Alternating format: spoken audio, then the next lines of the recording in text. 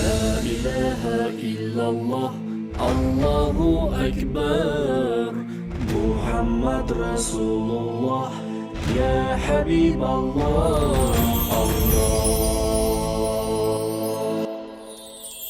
أعوذ بالله من الشيطان الرجيم. بسم الله الرحمن الرحيم. طه ما أنزلنا عليك القرآن لتشقى إلا تذكرة لمن يخشى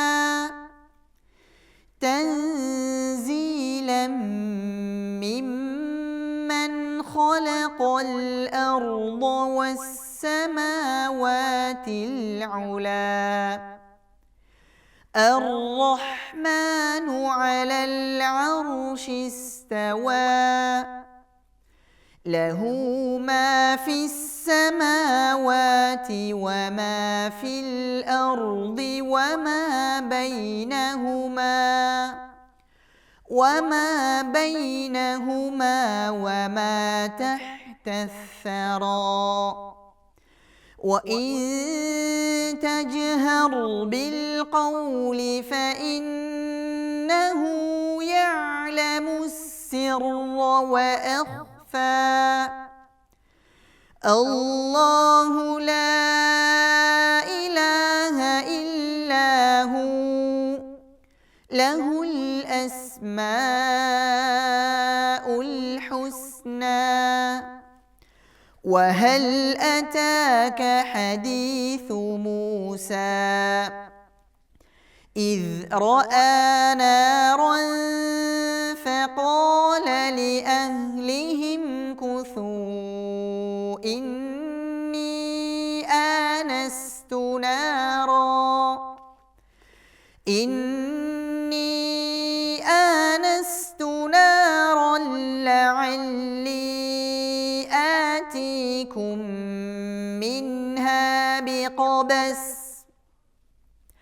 لعلي آتيكم منها بقبس أو أجد على النار هدى فلما أتاها نودي يا موسى إني أنا ربك فاخلع نعليك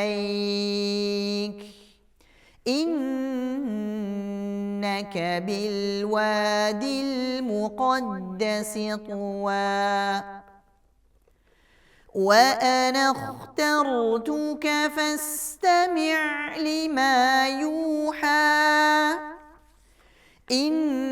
إنني أنا الله لا إله إلا أنا فاعبدني وأقم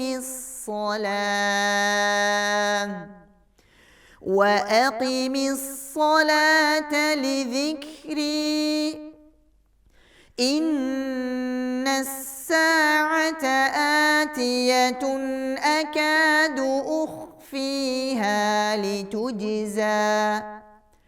أكاد أخفيها لتجزى كل نفس بما تسعى فلا يصدنك عنها من لا يؤمن بها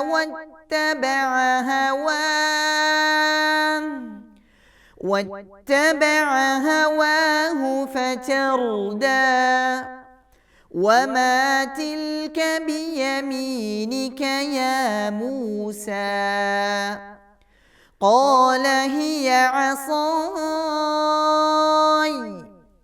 أتوكأ عليها وأهش بها على غنمي وأهش بها على غنمي ولي فيها مآرب أخرى قال ألقها يا موسى فألقاها فإذا هي حية تسعى قال خذها ولا تخف سنعيدها سيرتها الأولى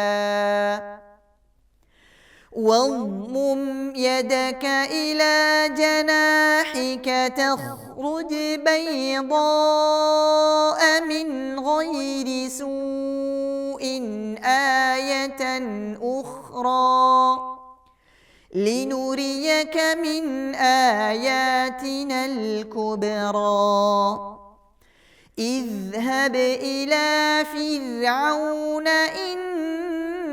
إنه طغى قال رب اشرح لي صدري ويسر لي أمري واحلل عقدة من لساني يفقه قولي واجعل لي وزيرا من أهلي هارون أخي أشدد به أزري وأشركه في أمري كي نسبحك كثيرا ونذكرك كثيرا إنك كنت بنا بصيرا قال قد أوتيت سؤلك يا موسى ولقد مننا عليك مرة أخرى إذ أوحينا إلى أمك ما يوحى صدق الله العظيم. لا إله إلا الله الله أكبر محمد رسول الله يا حبيب الله بسم الله الرحمن الرحيم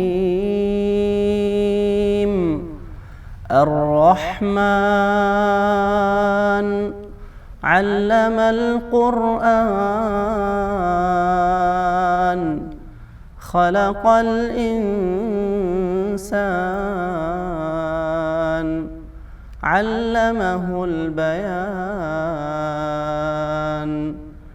الشمس والقمر بحسبان والنجم والشجر يسجدان والسماء رفعها ووضع الميزان ألا تطغوا في الميزان وأقيموا الوزن بالقسط ولا تخسروا الميزان والأرض وضعها للأنام فيها فاكهة والنخل ذات الأكمام والحب ذو العصف والريحان فبأي آلاء ربكما تكذبان خلق الإنسان من صلصال كالفخار وخلق الجان من مارج من نار فبأي آلاء ربكما تكذبان رب المشرقين ورب المغربين فبأي آلاء ربكما تكذبان مرج البحرين يلتقيان بينهما برزخ لا يبغيان فبأي آلاء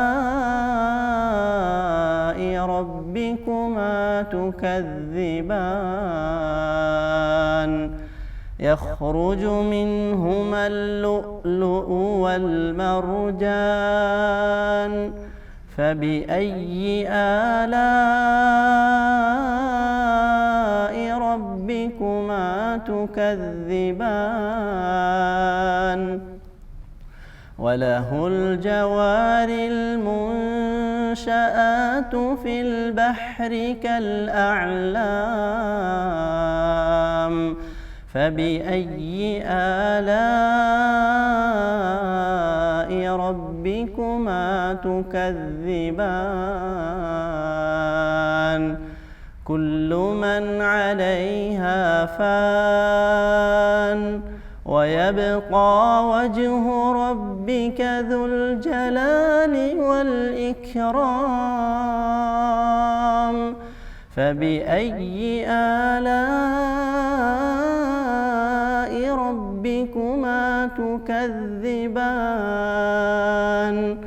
يسأله من في السماوات والأرض كل يوم هو في شأن فبأي آلاء ربكما تكذبان سنفرغ لكم أيها الثقلان فبأي آلاء ربكما تكذبان يا معشر الجن والإنس إن استطعتم أن تنفذوا من أقطار السماوات والأرض فانفذوا لا تنفذون إلا بسلطان فبأي آلاء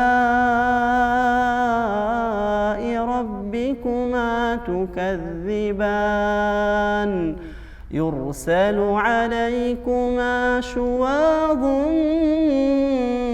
من نار ونحاس فلا تنتصران فبأي آلاء ربكما تكذبان فإذا انشقت السماء فكانت وردة كالدهان فبأي آلاء ربكما تكذبان فيومئذ لا يسأل عن ذنبه إنس ولا جان فبأي آلاء ربكما ربكما تكذبان يعرف المجرمون بسيماهم فيؤخذ بالنواصي والأقدام فبأي آلاء ربكما تكذبان هذه جهنم التي يكذب بها المجرمون يطوفون بينها وبين حميم آن فبأي آلاء ربكما تكذبان ولمن خاف مقام ربه جنتان فبأي آلاء ربكما تكذبان ذواتا أفنان فبأي آلاء ربكما تكذبان فيهما عينان تجريان فبأي آلاء ربكما تكذبان فيهما من كل فاكهة زوجان فبأي آلاء ربكما تكذبان متكئين على فرش بطائنها من استبرق وجنى الجنتين دان فبأي آلاء ربكما تكذبان فيهن قاصرات الطرف لم يطمثهن إنس قبلهم ولا جان فبأي آلاء ربكما تكذبان كأنهن الياقوت والمرجان فبأي آلاء ربكما تكذبان صدق الله العظيم لا إله إلا الله الله أكبر محمد رسول الله يا حبيب الله بسم الله الرحمن الرحيم نحمده ونصلي على رسوله الكريم أما بعد அன்புக்குரிய இஸ்லாமிய சகோதரர்களே, பெரியவர்களே, தாய்மார்களே, முக்கியமான ஒரு மாதத்திலே நாம் இருந்து கொண்டிருக்கின்றோம். இந்த மாதத்திலே பல விடயங்களையும் நாம் ஒருவருக்கொருவர் ஞாபகம் செய்து கொண்டு உதவி ஒத்தாசையாக இருந்து கொண்டிருக்கின்றோம்.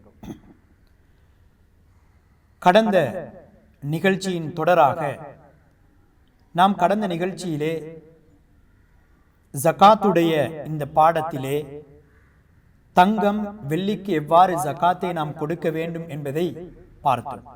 அதிலே இன்று அதன் தொடர்ச்சியாக வெள்ளியிலே எவ்வாறு நாம் ஜகாத்தை நிறைவேற்ற வேண்டும் என்பதை பார்ப்போம்.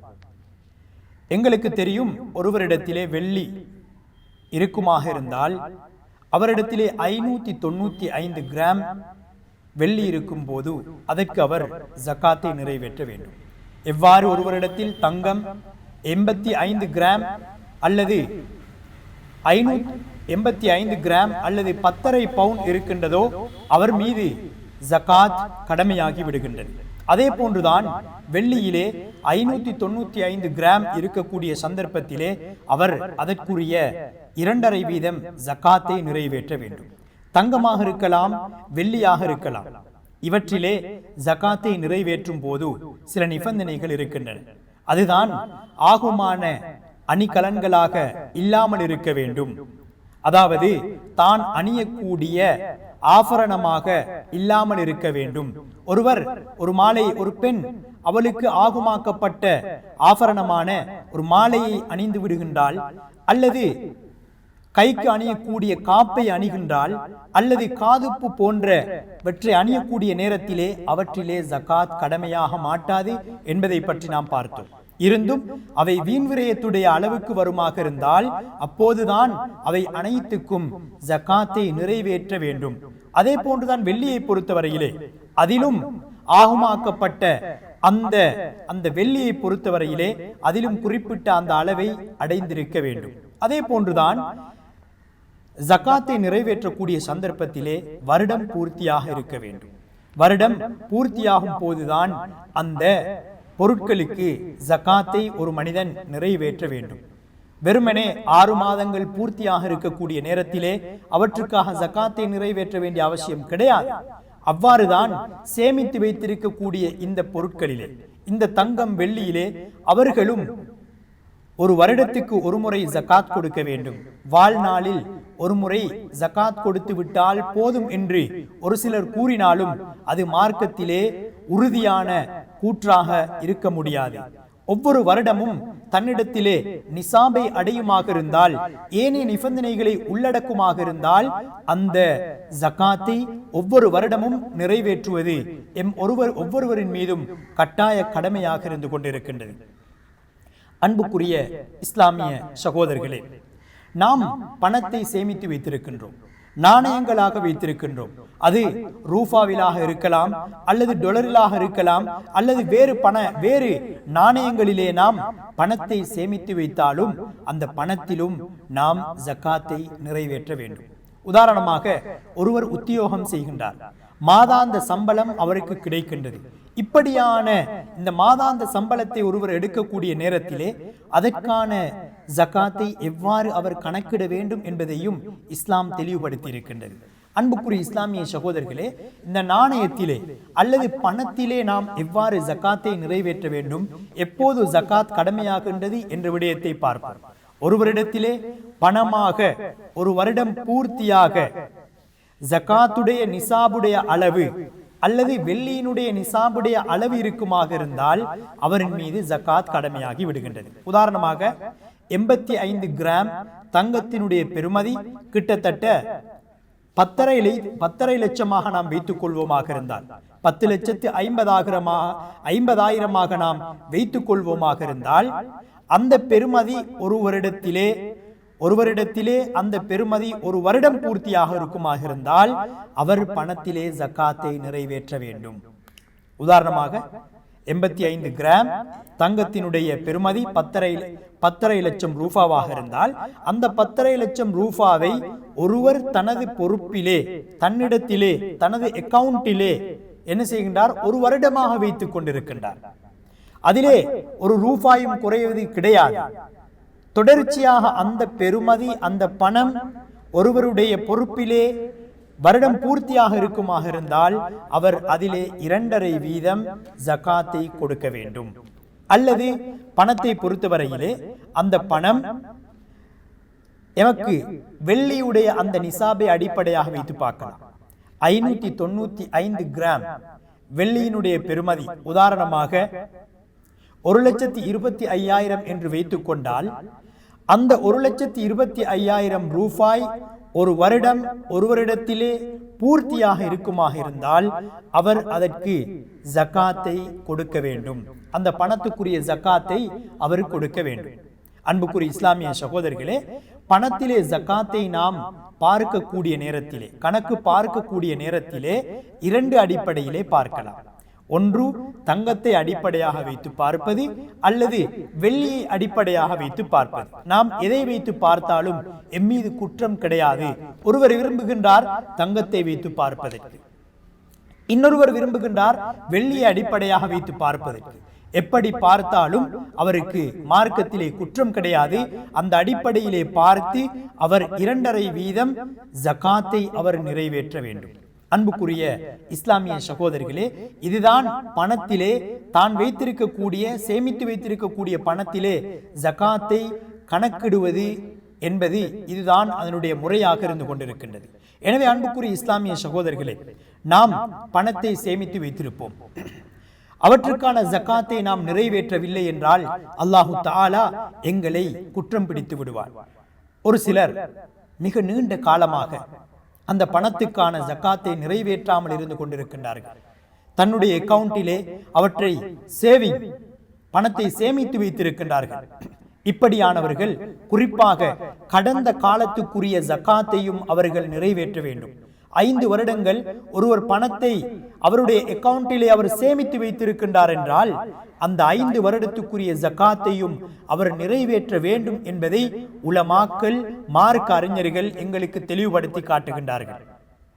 அன்புக்குரிய இஸ்லாமிய சகோதரர்களே, இந்த பணத்தை பொறுத்தவரையிலே அவற்றிலே எப்போது நாம் ஜகாத்தை நிறைவேற்றுகின்றோமோ இந்த ஜகாத் என்பது அந்த பணத்தை எங்களுக்கு இன்னும் அதிகப்படுத்தி தரக்கூடியதாக இருந்து கொண்டிருக்கின்றது.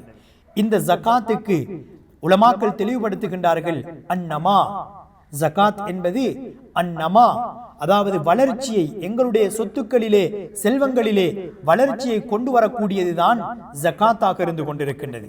நாம் நினைக்க கூடாது, என்னுடைய பணம் நான் சம்பாதித்தது, சேமித்து வைத்திருக்கின்றேன், என்னுடைய பிள்ளையின் திருமணத்துக்கான செலவுகளை இவற்றிலிருந்து நாம் செலவு செய்ய வேண்டும் என்பதற்காக நாம் சேமித்து வைத்திருப்போம், அவற்றை பாதுகாத்து வந்திருப்போம்.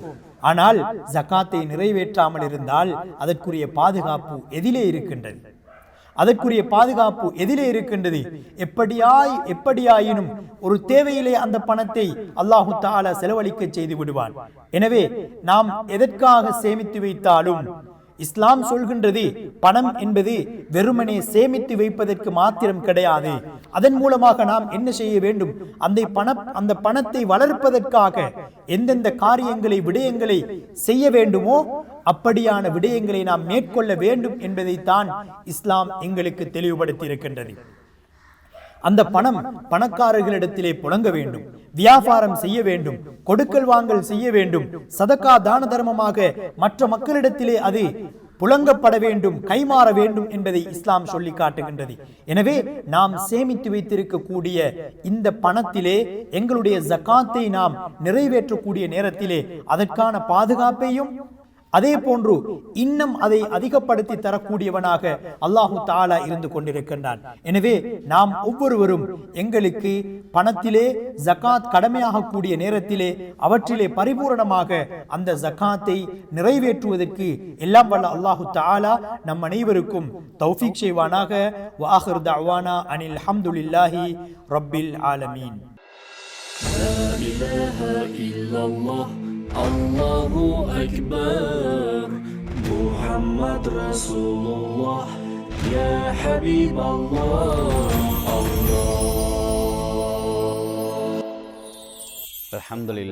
Alhamdulillahi wahda, wassalatu wassalamu ala man la nabiyya ba'da, amma ba'd.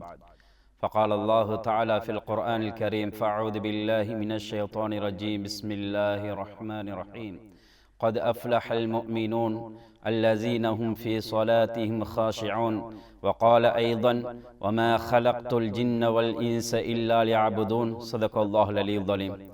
அன்புக்குரிய நேர்களே, சகோதரர்களே, பெரியார்களே, தாய்மார்களே, அல்ஹம்துலில்லாஹ், சென்ற வருடத்தை போன்று இவ்வருடமும் புனிதமான ரமதானுடைய நாளையிலே சந்திக்கின்ற சந்தர்ப்பத்தை அல்லாஹு தாலா எனக்கும் உங்களுக்கும் நசீபாக்கியிருக்கிறான். அல்ஹம்துலில்லாஹ் சும்மா அல்ஹம்துலில்லாஹ்.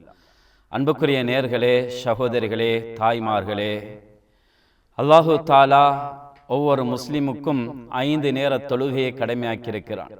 ஏனைய அமல்கள் எல்லாம் அல்லாஹு தாலா பூமியிலே வைத்துத்தான் அல்லாஹு தாலா கடமையாக்கியிருந்தான். ஆனால் தொழுகையை அல்லாஹு தாலா அல்லாஹ்வின் தூதரை விண்ணுலகத்துக்கு எடுத்து அங்கே கொடுக்கப்பட்ட ஒரு முக்கியமான ஒரு அமலாக இருக்கும் என்று சொன்னால் என்னுடைய மதிப்பை இன்று நாம் விளங்காதவர்களாக உலகத்திலே வாழ்ந்து கொண்டிருக்கிறோம். அல்லாஹு தாலாவுக்கு நன்றி செலுத்தும் விதமாகத்தான் இந்த அமலை, இந்த தொழுகையை அல்லாஹு தாலா எங்களுக்கு கடமையாக்கி இருக்கிறான்.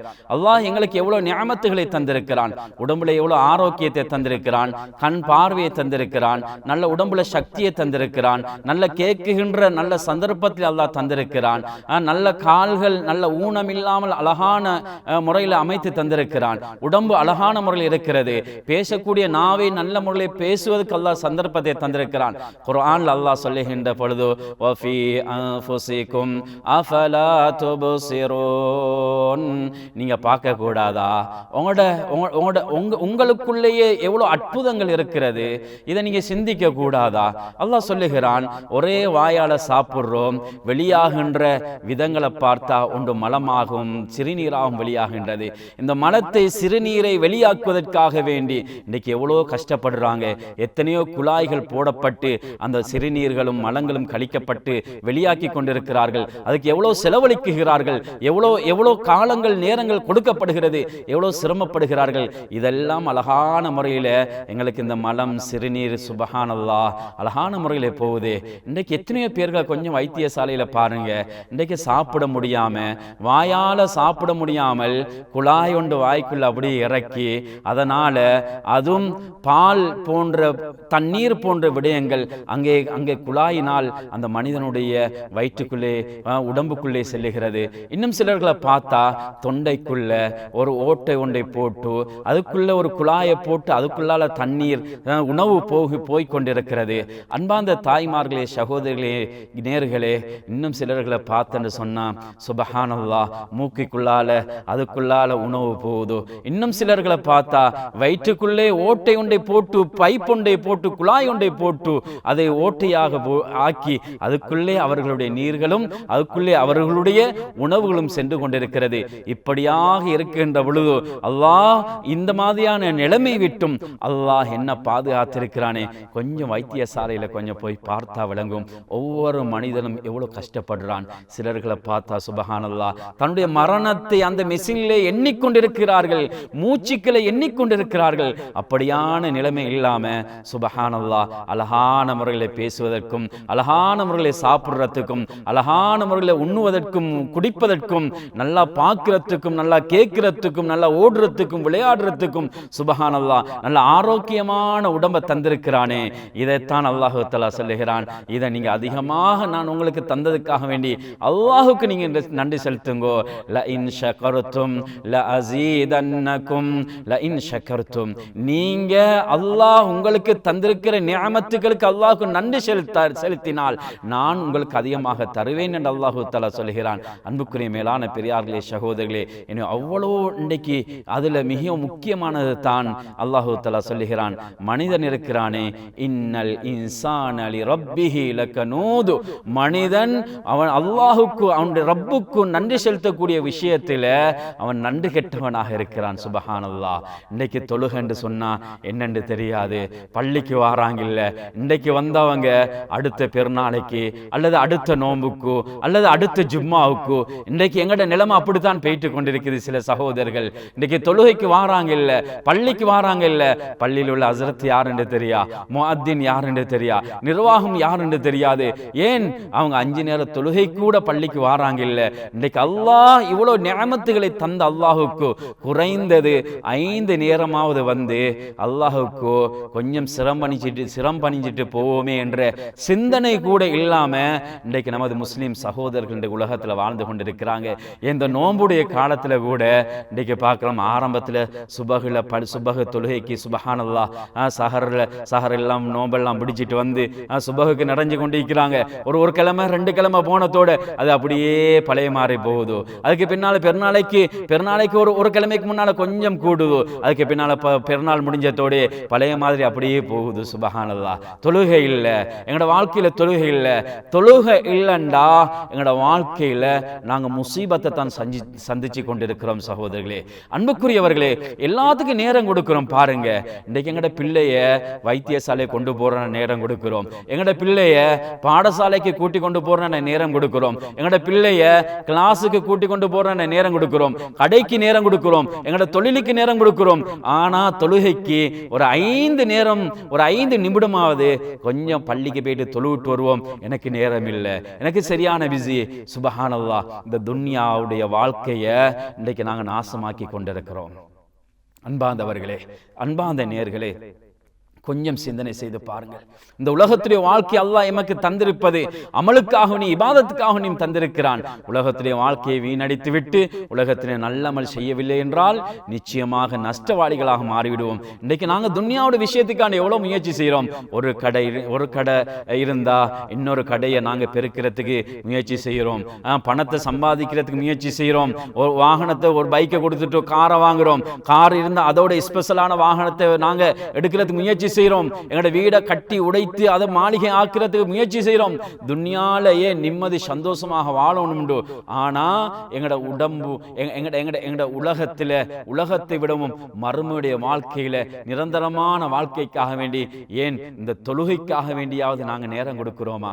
இன்னைக்கு தொழுகைக்கு எவ்வளவு நேரம் கொடுக்கிறோம்? சுபஹானல்லாஹ், 5 நேரம் என்று பார்த்தாலும், ஒரு நேரத்துக்கு 10 நிமிடம் என்று பார்த்தாலும் 50 நிமிடங்கள் இன்றைக்கு எங்களுக்கு போயிட்டு அல்லாஹுடைய மாளிகையில போயிட்டு 4 சுஜூது அல்லது எங்களுக்கு சுஜூத் செஞ்சுட்டு 4 ரக்காத் தொழுட்டு வர முடியாது. சகோதரர்களே, பெரியார்களே, அன்புக்குரியவர்களே, இன்றைக்கு அதை எல்லா மனிதனுக்காக படைக்கப்பட்ட எல்லாமே அல்லாஹுக்கு சுஜூத் செய்து கொண்டிருக்குது.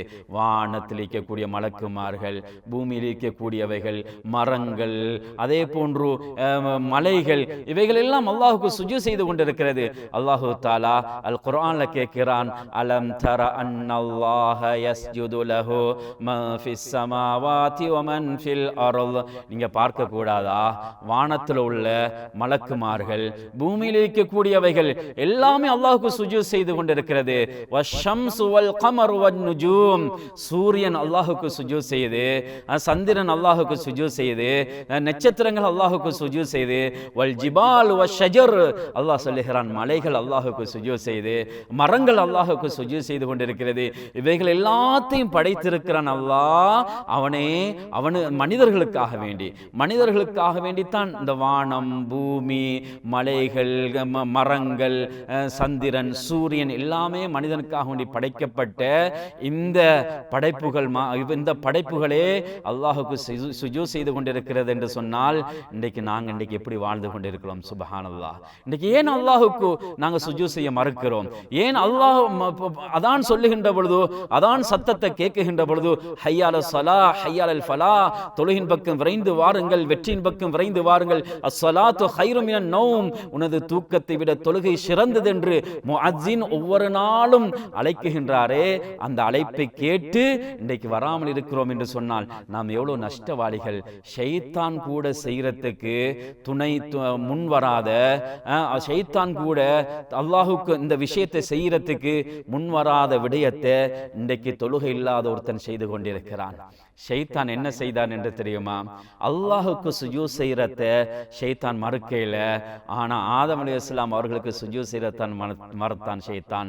கால அஸ்ஜுது லிமன் ஹலக்த தைனா, ஷைத்தான் கேட்டான் அல்லாஹ்விடத்துல, மண்ணினால் படைக்கப்பட்ட இந்த மனிதனுக்கு நான் சுஜூத் செய்யணும் என்று கேட்டான்.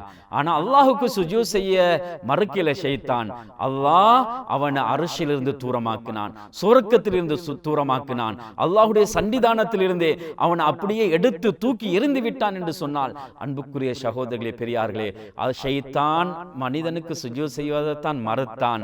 ஆனா இன்றைக்கு எமது முஸ்லிம் சமூகம் அல்லாஹுக்கு சுஜூத் செய்யறத மறுத்து கொண்டிருக்கிறார்கள் என்று சொன்னால், இவருடைய வாழ்க்கை எங்க நிம்மதியாக இருக்கும்? இவருடைய நிலைமை எப்படியாக இருக்கும்? சகோதரர்களே, நரகத்திலே மிகவும் பயங்கரமான ஒரு நரகமாக, மா சலகக்கும் ஃபீ ஸகர், அவரிடத்திலே கேட்கப்படும், சுவர்க்க நரகவாசிகளிடத்திலே நீங்க ஏன் சக்கர் என்று சொல்லுகின்ற இந்த நரகத்தில் இருக்கிறீர்கள் என்று கேட்கின்ற பொழுது அவர்கள் சொல்லுவார்கள், லம் நக்கு மினல் முஸல்லேன், நாங்கள் தொழக்கூடியவர்களாக இருக்கையில என்று பதில் சொல்லுவாங்க.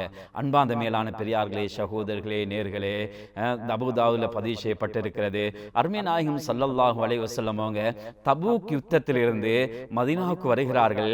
வருகின்ற பொழுது சகீஃப் என்று சொல்லக்கூடிய கோத்திரத்தினர்கள் வந்து ஸல்லல்லாஹு அலைஹி வஸல்லம் அவங்களிடத்துல கேட்கிறாங்க, யா ரசூலுல்லாஹ், ஸல்லல்லாஹு அலைஹி வஸல்லம் அவங்க அவர்களிடத்துல கேட்குறாங்க, இஸ்லாத்துக்குள்ள வாங்கன்னு அழைப்பு விடுக்குகின்ற பொழுது அவங்க சொன்னாங்க, நாங்க இஸ்லாத்துக்குள்ள வருவோம், ஆனா அல்லா யுஹ்ஷரு வலா யுஹ்ஷரு, நாங்க ஜக்காத் கொடுக்க மாட்டோம், நாங்க யுத்தம் செய்ய மாட்டோம் என்று சொல்லுகின்ற பொழுது அல்லாஹ்வின் தூதர் ஸல்லல்லாஹு அலைஹி வஸல்லம் அவங்க ஒன்றுமே பேசாம சும்மா இருந்துட்டாங்க. ஏண்டா இஸ்லாத்துக்குள்ள வந்தாங்கன்னு சொன்னா ஜக்காத்தை கொடுப்பாங்க, ஏனைய அமல்கள் எல்லாம் செய்வாங்க என்ற நோக்கத்துல ஸல்லல்லாஹு அலைஹி வஸல்லம் அவங்க ஒன்றுமே பேசல, மௌனமாக இருந்துட்டாங்க. சரி பரவாயில்லை நீங்க வாங்கன்னு. ஆனா மூன்றாவதாக ஒரு வார்த்தை சொன்னாங்க, என்னன்னு தெரியுமா? வலா யுஜப்பு, நாங்க தொழ மாட்டோம்னு சொன்னாங்க. சுபஹானல்லாஹ். அன்புக்குரியவர்களே, வலா யுஜப்பு, தொழ மாட்டோம் என்று சொன்னாங்க.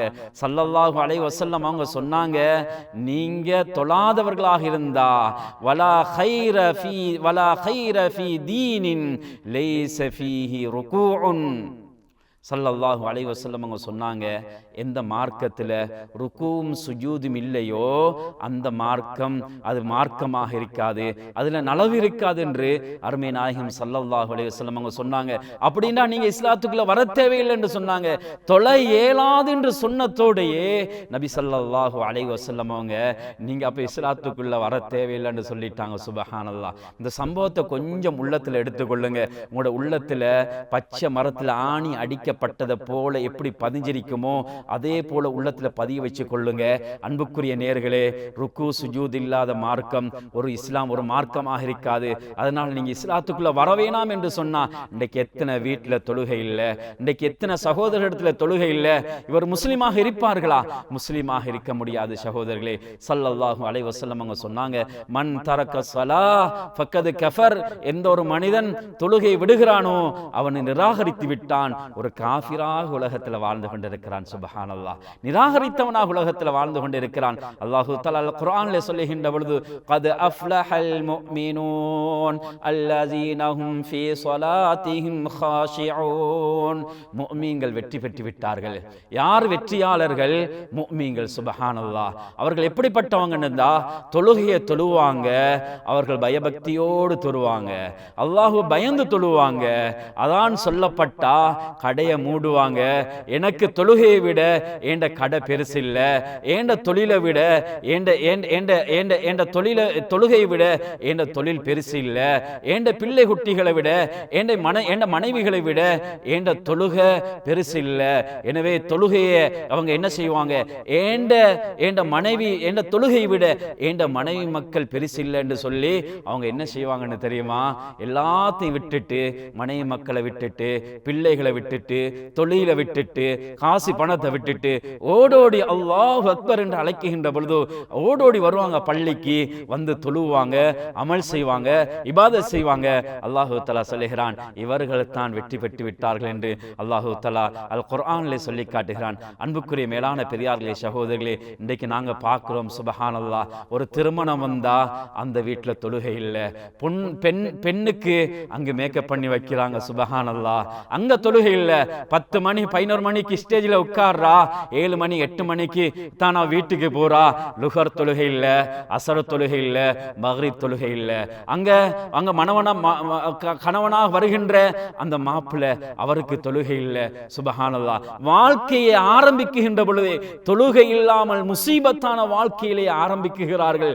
அங்கே தொழுகை இல்லை. சுப்ஹானல்லாஹ். சின்ன சின்ன விடயங்களுக்காக வேண்டி வீட்டில் ஒரு சந்தோஷம் நடக்குது, ஒரு ஃபங்க்ஷன் நடக்குது, திருமணம் நடக்குது, அந்த வீட்டில் தொழுகை இல்லை. மையத்து வீட்டிலையும் தொழுகை இல்லை. சிலர்களுடைய வீடு மையத்து வீடுகளை போன்று தொழுகை இல்லாமல் இருக்குது. குடும்பமாக வாப்பாட்டையும் தொழுகை இல்லை, தாயிடத்திலையும் தொழுகை இல்லை, தந்தை இடத்திலையும் தொழுகை இல்லைண்டா எப்படி பிள்ளைகளிடத்தில் வரும்? சகோதரர்களே, பெரியார்களே, அன்பார்ந்த நேயர்களே, நாங்க தொழணும். எங்களை பார்த்து எங்களோட பிள்ளைகள் நிச்சயமாக தொழுவாங்க. சகோதரர்களே, பெரியார்களே, அன்பார்ந்த நேயர்களே, கண்ணியத்துக்குரியவர்களே, அல்லாஹ் இந்த தொழுகையை தந்திக்கிறது அல்லாஹுக்கு நன்றி செலுத்துவதற்காக வேண்டி.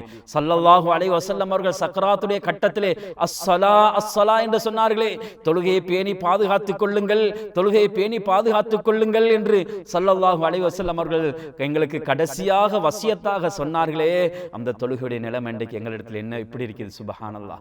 ஒரு நேர தொழுகை விடுறது ஒரு மனிதனுக்கு ஸல்லல்லாஹு அலைஹி வஸல்லம் சொன்னாங்க, ஃபுத்திரா அஹ்லுஹு வ மாலுஹு, ஒரு மனிதனுடைய சொத்து செல்வங்கள் அழிக்கப்பட்டு ஒன்றுமே இழந்தவனாக இருக்கிறானே, அதே போன்று தான் ஒரு மனிதனுக்கு இருக்குமாம். சுபஹானல்லாஹ். ஒரு நேர தொழுகை விடுறது பார்க்கிறோம். வெள்ளம் வந்துச்சு, திடீரென்று இருந்தாங்க, திடீர்னு மௌத்தாகிட்டாங்க.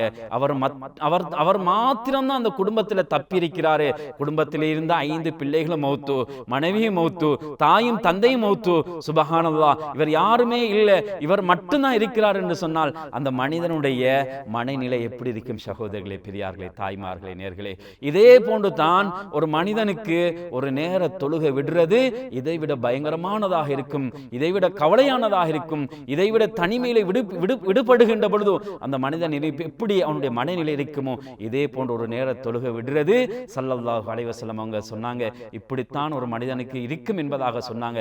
இவ்வளோ அனர்த்தங்கள் வந்தும், இவ்வளோ அழிவுகள் வந்தும், இன்னும் முஸ்லிம் சமூகம் இன்னும் தொழுகையோடு தொடர்பாகவில்லை என்றால், இன்னும் அல்லாஹோடு தொடர்பாகவில்லை என்றால், நாம் எப்ப சகோதரர்களை திருந்த போறோம்? அந்தந்த நேரத்துக்கு ஏற்ற மாதிரி, அந்தந்த டைமுக்கு ஏற்ற மாதிரி அல்லாஹு தஆலா எல்லா விஷயத்தையும் அமைத்து தந்திருக்கிறானே. இப்படியெல்லாம் அமைத்து தந்து சோதனைகளை தந்தும் இன்னும் நாம் தொழுகையிலே வீணடித்துக் கொண்டு தொழாதவர்களாக உலகத்திலே வாழுகின்ற பொழுது சகோதரர்களே, நாம் நல்லவர்களாக வாழ முடியாது. அன்புக்குரிய மேலான பெரியார்களே, சகோதரர்களே, கண்ணியத்துக்குரியவர்களே, அல்லாஹு தஆலா குர்ஆன்ல சொல்லுகிறான், ஃபஇன் தாபு வ அகாமுஸ் ஸலா வ ஆதஉஸ் ஸகா ஃபஇக்வானுக்கும் ஃபித்தீன். ஒரு மனிதன் இருக்கிறான், செஞ்ச பாவத்துக்கு தௌபா செஞ்சிட்டான், ஜகாத்தை கொடுத்துட்டான், ஆனாலும் தொழுகையை நிலைநாட்டிட்டான் என்று சொன்னா ஃபஇக்வானுக்கும் ஃபித்தீன். இப்ப நீங்க சொல்லுங்க, என்ற மார்க்கத்துடைய சகோதரன் என்பதாக சொல்லுங்க. ஒரு மனிதனிடத்துல எங்கட நானாக இருக்கையிலும், எங்கட தம்பியாக இருக்கையிலும், எங்கட தாத்தா தங்கச்சியாக இருக்கையிலும் யாரிடத்துல தொழுகை இல்லையோ, இந்த குர்ஆனுடைய ஆயத் அடுத்த பக்கம் என்ன சொல்லுது என்று சொன்னா, நீங்க நானா தம்பி தாத்தான்னு சொல்லி பெருசாக பேசிக்கொண்டு நீங்க பெருசாக பேசிக்கொண்டு இருக்கையிலும், ஆனா தொழுகை இல்லைண்டா ஒரு காலமும் ரப்புடைய பார்வையில மார்க்க சகோதரனாக இருக்க முடியாது, ஃபயஹ்வானுக்கும் ஃபித்தீனாக இருக்க முடியாது. ஒரு மனிதன், உங்களோட மகன் தொழுகை இல்லாமல், உங்களோட மகள் தொழுகை இல்லாமல் வீட்டிலே வாழ்ந்து கொண்டிருக்கிறான் என்றால், ஒரு காஃபிருக்கு நீங்கள் தீனி போட்டு வளர்த்து கொண்டிருக்கிறீர்கள் என்பதை அன்பார்ந்த தாய்மார்களே, அன்பார்ந்த நேர்களே, மறந்துவிடக் கூடாது சகோதரர்களே. எனவே பிள்ளைகள் தொழக்கூடியவர்களாக ஆகியிருக்க வேண்டும். ஏன் உஸ்மான் ரலியல்லாஹு தஆலா அன்ஹு அவர்களை ஒரு முறை மஜூசி என்ன செய்கிறான்? கொலை செய்கிறான். சுபகு தொழுகைக்காக வேண்டி வருகிறார்கள். உமர் ரலியல்லாஹு தஆலா அன்ஹு அவர்கள் சுபகு தொழுகைக்காக வேண்டி வருகிறார்கள். வருகின்ற பொழுது அபு லுஅலுவா அல் மஜூசி என்று சொல்லக்கூடியவன் இவன் சுபகு தொழுகையில் நிற்கின்ற பொழுது, உமர் ரலியல்லாஹு தஆலா அன்ஹு நிற்கின்ற பொழுது அவர்களை குத்துகிறான், கூறிய வாளினால், விஷம் தடவப்பட்ட வாளினால். இந்த சந்தர்ப்பத்திலே உமர் ரலியல்லாஹு தஆலா அன்ஹு அவர்களுடைய அப்படியே அவர்களுடைய சாப்பாடு குடல்கள் அப்படியே வெளியே வந்து விட்டது. அந்த நேரத்திலும் பிடித்தவர்களாக மயக்கம் போட்டு விடுகிறார்கள். கேட்டார்கள் தோழர்கள், மனிதர்கள் தொழுது விட்டார்களா, தொழுகை நிலைநாட்டி விட்டார்களா? இல்ல சொன்னாங்க, தொழுது விட்டார்கள். அப்பொழுது உமர் ரலியல்லாஹு தஆலா அன்ஹு உது செய்றாங்க, மயக்கம் போட்டு விழுகிறாங்க. அந்த நேரத்தில் சொன்னாங்க, லா ஹல்வ ஃபில் இஸ்லாம் லிமன் தரக்க ஸலா. எந்த ஒரு மனிதன் தொழுகை விடுகிறானோ அவனுக்கு இஸ்லாத்திலே பங்கு இல்லை என்பதாக உமர் ரலியல்லாஹு தஆலா அன்ஹு அந்த மரண தருவாயில கூட அவர்கள் தன்னுடைய குடலை இப்படி கையால் பிடித்துக் கொண்டு அப்படியே தொழுகைக்காக முன் வருகிறார்கள் என்றால், அன்புக்குரியவர் சகோதரர்களே, பெரியார்களே, இன்றைக்கு எங்கட நிலைமையை கொஞ்சம் சிந்தனை செய்து பாருங்க. சின்ன ஒரு காய்ச்சல்டா தொழுகை இல்லை, வீட்டில் ஒரு சந்தோஷம், ஒரு ஃபங்க்ஷன்டா தொழுகை இல்லை, அங்க அந்த பிரயாணம்டா தொழுகை இல்லை, இந்த பிரயாணம்டா தொழுகை இல்லை, அங்க போனா தொழுகை இல்லை, வேற ஒரு ட்ரிப் கொண்டு போனா தொழுகை இல்லை. சுப்ஹானல்லாஹ். அன்புக்குரிய மேலான பெரியார்களே, சகோதரர்களே, அல்லாஹ்வின் தூதர் ஸல்லல்லாஹு அலைஹி வஸல்லம் அவர்கள் மிகவும் கடினமாக எச்சரித்தார்கள். தொழுகை விடுவது ரொம்ப பயங்கரமானது. ஸல்லல்லாஹு அலைஹி வஸல்லம் அவங்க சக்கராத்துடைய கட்டத்துல கூட ஆயிஷா ரலியல்லாஹு தஆலா அன்ஹா கேட்டாங்க, அஸல்லன் நாஸ யா ஆயிஷா, ஆயிஷா மக்கள் தொழுது விட்டார்களா? இல்லை யா ரசூலுல்லாஹ், ஹும் யன்தஸிரூனக். இல்லை யா ரசூலுல்லாஹ், உங்களை எதிர்பார்த்தவர்களாக நின்று கொண்டிருக்கிறார்கள். உது செய்கிறார்கள், அப்படியே மயக்கம் போட்டு விழுகிறார்கள். மறுபடியும் மயக்கத்திலிருந்து தெளிவாகி ஸல்லல்லாஹு அலைஹி வஸல்லம் அவங்க கேட்டாங்க, தொழுதுட்டாங்களா என்னுடைய தோழர்கள்? இல்லை யா ரசூலல்லாஹ், எதிர்பார்த்து கொண்டிருக்கிறாங்க. உது செய்கிறாங்க, மயக்கம் போட்டு விழுகிறாங்க. அதுக்கு பின்னால் ஸல்லல்லாஹு அலைஹி வஸல்லம் அவங்க சொன்னாங்க, இப்படியே 3 முறை நடக்குது. சொன்னாங்க, உங்களோட தந்தைக்கு சொல்லுங்க, அபூபக்கருக்கு, முரு அபா பக்கர் ஃபல் யுஸல்லி பின்னாஸ், அபூபக்கர் மனிதருக்கு தொலை வைக்கணும் என்னுடைய தோழர்களுக்கு என்று ஏவுங்க என்பதாக ஸல்லல்லாஹு அலைஹி வஸல்லம் அவங்க சொன்னாங்க.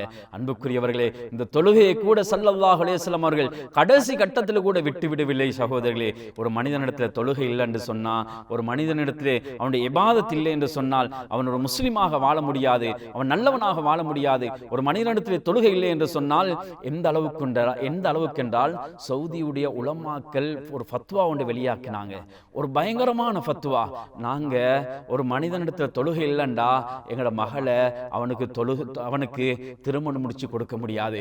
திருமணம் முடிக்கிறதுக்கு முன்னால் அவன் தொழுது கொண்டிருந்தான். திருமணம் முடிச்சதுக்கு பின்னால தொழுகை இல்லைண்டா அவளுக்கு ஃபசஹ் சொல்லி அந்த நிக்காக உடைச்சு விட வேணும். இல்லைண்டா, அப்படி இல்லைன்னு சொன்னா ஒரு மனிதன் தொழுதுட்டான், அவன் நல்லவனாக வாழ்ந்தான் என்றால் அவனோடு வைத்துக் கொள்ள வேண்டும், அவளோடு வைத்துக் கொள்ள வேண்டும். ஒரு மனிதனிடத்தில் தொழுகை இல்லை என்று சொன்னால் அவன் மௌத்தாகுனா அவனை குளிப்பாட்ட முடியாது. அவன் மௌத்தாகுனா அவனுடைய ஜனாசாவுடைய தொழுகையை தொலை வைக்க முடியாது, கஃபன் செய்ய முடியாது. ஏன் முஸ்லிம்களுடைய மையவாடியில கூட இவனை அடக்கம் செய்ய முடியாது. அவன் எங்கேயாவது கொண்டு வீசுங்க. சுப்ஹானல்லாஹ். ஏனென்றால் இவனுக்கு கொடுக்குகின்ற அதாப், இவனுக்கு கொடுக்குகின்ற அந்த தண்டனை பக்கத்தில் கபர்களுக்கும் அது தாக்கப்படும். அதனால இவன் தொழுகை இல்லாதவன் உலகத்தில் வாழுகின்ற பொழுது அவனுக்கு இந்த உலகத்தில் வாழ்வதற்கு சந்தர்ப்பம், அவன் மௌத்தாகினாலும் ஒரு முஸ்லிம்களுடைய மையவாடியில கூட அவனை அடக்கக்கூடாது என்பதாக உலமாக்கள், சவுதியுடைய உலமாக்கள் ஃபத்வா சொல்றாங்க. அவன் ஆட்டையோ கோழியையோ கொக்கையோ மாட்டையோ அறுத்தால் நீங்க அதை சாப்பிடாதீங்க. ஏன் தொழுகை இல்லாதவன், அவனுக்கு இஸ்லாத்துல பங்கு இல்ல, முஸ்லிம் இல்ல, ஒரு காஃபிர் அறுத்ததை போன்று சுப்ஹானல்லாஹ். அன்புக்குரியவர்களே, கண்ணியத்துக்குரியவர்களே, உதாரணமாக எந்த அளவுக்கு என்று சொன்னால் தொழுகை இல்லாத ஒரு மனிதனுக்கு எந்த அளவுக்கு அவன் ஒரு பிரயாணம் ஒன்று சொல்றான். உலமாக்கள், ஃபிக்ஹுடைய உலமாக்கள் சொல்றாங்க. அழகான இந்த சம்பவத்தோடு முடிச்சு கொள்றேன். அன்புக்குரிய சகோதரர்களே, பெரியார்களே, இந்த விடயத்தை உங்களோட உள்ளத்துல பதிய வச்சு கொள்ளுங்க. ஒரு தொழுகை இல்லாத ஒரு மனிதன் இருக்கிறான். அவன் என்ன செய்யறான்னு தெரியுமா? அவனுடைய நல்ல கூட்டாளி ஒருத்தர் இருக்கிறாரு, அவர் நல்ல தொழக்கூடியவர். இந்த சந்தர்ப்பத்துல இந்த கூட்டாளியோடு சேர்ந்து தொழுகை இல்லாத மனிதர் ஒரு காட்டுக்காக வேண்டி வேட்டையாடுறதுக்காக வேண்டி போறாரு. போற நேரத்துல சரியான பசியாக, சரியான தண்ணி தாகமா இருக்குது. இவர் என்ன செய்யறாரு? ஒரு நாய் ஒன்று கூட்டி கொண்டு போறாரு. சுப்ஹானல்லாஹ். அன்புக்குரியவர்களே, இந்த தொழுகைதாரிக்கு, தொழுகை இல்லாதவருக்கு தண்ணி தாகம் வருது, இதே போன்று நாய்க்கும் தண்ணி தாகம் வருது. இந்த சந்தர்ப்பத்துல இந்த நாய்க்கு தண்ணீரை, இந்த மனிதனுக்கு, உற்ற நண்பனுக்கு தண்ணீரை கொடுத்துட்டு நாய்க்கு தண்ணீர் கொடுக்காமலுக்கு இவர் தயமம் செஞ்சு அங்க தொழுனார்னு சொன்னா இவருடைய தொழுகை கூடாது. இதே சந்தர்ப்பத்தில் இந்த நேரத்தில் அந்த நாய் செத்து போனது என்று சொன்னால் இவர் ஒரு உயிரை கொலை செஞ்சதுக்கு ஒரு பாவியாக மாறிவிடுகிறார். எந்த அளவுக்கு என்றால் ஹதீஸுடைய ஆதாரங்களை வைத்து இதை எழுதுறாங்க. எந்த அளவுக்கு என்று சொன்னால், ஒரு பெண்மணி என்ன செய்யறா? ஒரு ஜினா செஞ்ச பெண்மணி, ஒரு நாய் தாகத்தோடு வருது, அவளுக்கு அந்த கிணத்துல அப்படியே தண்ணீர் எடுத்து அதற்கு அப்படியே கொடுக்கிறா. அந்த நாய் அந்த தண்ணீரை குடிக்குது. அதனால அவளை அல்லாஹ் மன்னிச்சு அல்லாஹ் சுவர்க்கத்துக்கு அனுப்புறான். இன்னொரு பெண்மணி, நல்ல அமல் செஞ்சு கொண்டிருக்கக்கூடிய பெண்மணி, அந்த பெண்மணி என்ன செய்யறான்னு தெரியுமா? அவ அழகான முறையில் தொழுது அமல் செஞ்சா, ஆனா பூனையை கட்டி போட்டு வைத்திருந்தால் அதனால அதை அவிழ்த்து விடவும் இல்லை, அது சாப்பாட்டுக்கு மேயறதுக்கு போகவும் இல்லை. அப்படியான சந்தர்ப்பத்தில் கூட அந்த பூனை செத்து விட்டது, மரணம் அடைந்து விட்டது. அந்த நேரத்தில் அதனால இவ்வளவு அமல் செஞ்ச அந்த பெண்மணி கூட அவ அந்த பூனையை சாகடித்ததன் காரணமாக, பூனையை கட்டி போட்டதின் காரணமாக அவள் நரகம் செல்ற அமல் செஞ்சவ. இதே போன்றுதான் அந்த மனிதனுக்கு தொழுகை இல்லாதவன் உலகத்தில் வாழக்கூடாது. அன்புக்குரியவர்களே, தொழுகை இல்லாதவன் உலகத்திலே வாழுகின்ற பொழுது அவனால ஏற்படுகின்ற நஷ்டங்கள், அவனால ஏற்படுகின்ற பாதிப்புகள், அவனுடைய அந்த முசீபத்துகள் எல்லா மனிதர்களையும் தாக்கும் என்பதையும் நாம் குர்ஆன் ஹதீஸில் பார்க்கக்கூடியதாக இருக்கிறது. அன்புக்குரிய சகோதரர்களே, பெரியார்களே, எனவே தொழுகை நிலைநாட்டக்கூடியவர்களாக, தொழக்கூடியவர்களாக, தொழுகை விடாதவர்களாக, தொடர்ந்து தொழக்கூடியவர்களாக வாழ்ந்து உலகத்தில் நல்லவர்களாக, முத்தகிங்களாக வாழ்வதற்கு அல்லாஹு தஆலா எங்கள் எல்லாருக்கும் அல்லாஹ் கிருபை செய்யணும். எனவே தாய்மார்களே, நாங்க பிள்ளைகளை பழக்குவோம் தொழுகைதாரிகளாக. எங்கட ஆண் பிள்ளைகளாக இருந்தால் எங்கட கணவனோடு அனுப்புவோம் நாங்க பள்ளிக்கு. பெண் பிள்ளைகளாக இருந்தா முதலாவது நாங்க தொழுகின்ற பொழுது அவர்களை எங்களோடு சேர்த்து கொள்வோம், எங்களோடு சேர்த்து அவர்களும் தொழுது. அப்ப உலகத்தில் நல்ல ஒரு குடும்பமாக, நல்ல ஒரு தக்வா உள்ள குடும்பங்களாக நாங்க வாழ வைத்துக் கொள்ள முடியும். சகோதரர்களே, அன்பார்ந்த தாய்மார்களே, சகோதரர்களே, உலகத்திலே வாழுகின்ற பொழுது நல்ல அமல்களையும் இபாதத்துகளும் செய்து நல்லவர்களாக, முத்தகிங்களாக எங்களுடைய வீடுகளை தொழுகை இல்லாத வீடுகளாக ஆக்கிவிடாமல் தொடர்ந்து தொழக்கூடியவர்களாக, அல்லாஹுக்கு சுஜூ செய்த நிலைமையிலே எங்கள் ரூஹையும் அனைவருடைய ரூஹையும் அல்லாஹு தஆலா கைப்பற்றி உலகத்தின் நல்லவர்களாக, முத்தகிங்களாக வாழ்வதற்கு அல்லாஹு தஆலா எங்கள் அனைவருக்கும் கிருபை செய்து விடுவானாக. யா அல்லாஹ், என்னென்ன பாவங்களை செய்தோமோ அனைத்து பாவங்களையும் யா அல்லாஹ் நீ மன்னிப்பாயாக. யா அல்லாஹ் ரப்பி ரஹ்மானே, உலகத்திலே வாழுகின்ற பொழுது உனக்கு சுஜூ செய்தவர்களாக ஆக்கிறியா அல்லாஹ், உனக்கு சுஜூ செய்த கூட்டத்தோடு எங்களை சேர்த்துடியா அல்லாஹ், நரக பாதாளம் படுகொலை விட்டும் பாதுகாத்துடியா அல்லாஹ். யா அல்லாஹ், எத்தனையே தொழுகைகளை விட்டு விட்டோம் யா அல்லாஹ் ரப்பி ரஹ்மானே, அவைகளை யா அல்லாஹ் அவைகளை வைத்து எங்களை குறைபிடித்து விடாதே யா அல்லாஹ், குற்றம் பிடித்து விடாதே யா அல்லாஹ். இதற்கு பின்னால் தொடர்ந்து தொழக்கூடியவர்களாக இருப்போம் யா அல்லாஹ். என்ன நோய்வாய்ப்பட்டாலும், என்ன நிலைமையில் இருந்தாலும் நிச்சயமாக நாம் தொழுவோம் யா அல்லாஹ்.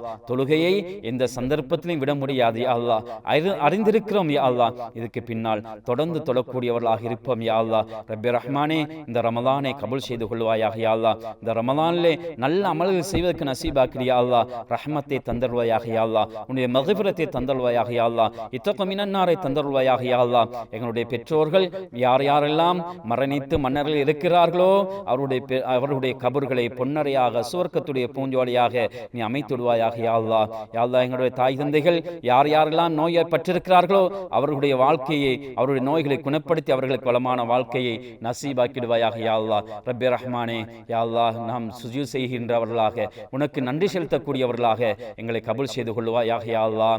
தொழக்கூடியவர்களாக ஆக்கிறியா அல்லாஹ். யா அல்லாஹ், எமது நாட்டிலே ஒற்றுமையை உருவாக்கிடுவாயாக யா அல்லாஹ். யா அல்லாஹ், நாம் எல்லா சகோதரர்களோடும் ஒன்றாக இருக்கக்கூடிய, நல்ல சந்தோஷமாக இருக்கின்ற, ஒற்றுமையாக வாழ்வதற்கு எங்களுக்கு கிருபை செய்து விடுவாயாக யா அல்லாஹ். யா அல்லாஹ், இந்த ரமலானை கபூல் செய்து விடுவாயாக யா அல்லாஹ். இந்த ரமலானில் செய்த அனைத்து அமல்களையும் கபூல் செய்து கொள்வாயாக யா அல்லாஹ். ரப்பி ரஹ்மானே, எங்களுடைய நாட்டிலே நிம்மதி சந்தோஷமான வாழ்க்கையை தந்தல்வாயாக யா அல்லாஹ், ஒற்றுமையை தந்தல்வாயாக யா அல்லாஹ். யா அல்லாஹ், எல்லா மனிதர்களும் எல்லா சமூகமும் ஒன்றாக ஒற்றுமையாக இருந்து எமது வாழ்க்கையிலே நல்ல ஒரு செழிப்பையும், இந்த நமது நாட்டுக்கு நல்ல ஒரு செழிப்பையும் நல்ல ஒரு நிலைமை அமைத்துடுவாயாக யா அல்லாஹ். யா அல்லாஹ், எங்களை கபூல் செய்து கொள்வாயாக, எங்களை ஏற்றுக்கொள்வாயாக. வாஹிரு தவானா அல்ஹம்துலில்லாஹி ரப்பில் ஆலமீன். வஸ்ஸலாமு அலைக்கும் வரஹ்மத்துல்லாஹி வபரகாத்துஹு. لا إله إلا الله الله أكبر محمد رسول الله يا حبيب الله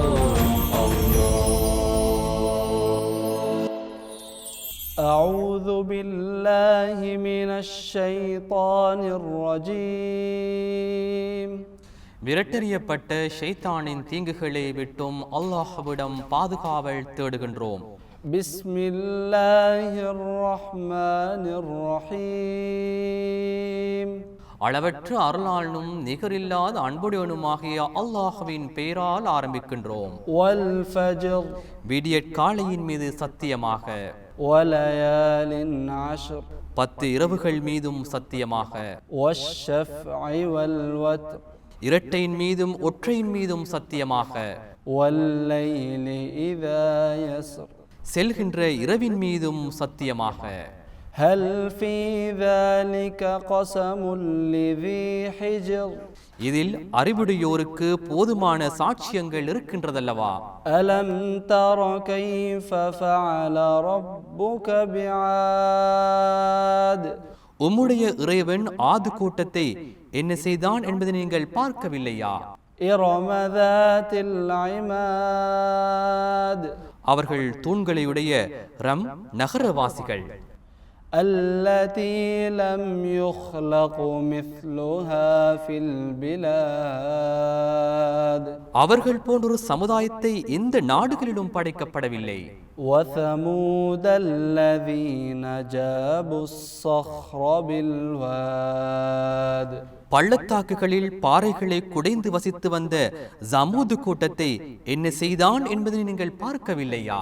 وفرعون ذي الأوتاد மேலும் பெரும் படைகளை கொண்ட ஃபிரௌனையும் உம்முடைய இறைவன் என்ன செய்தான் என்பதை நீங்கள் பார்க்கவில்லையா?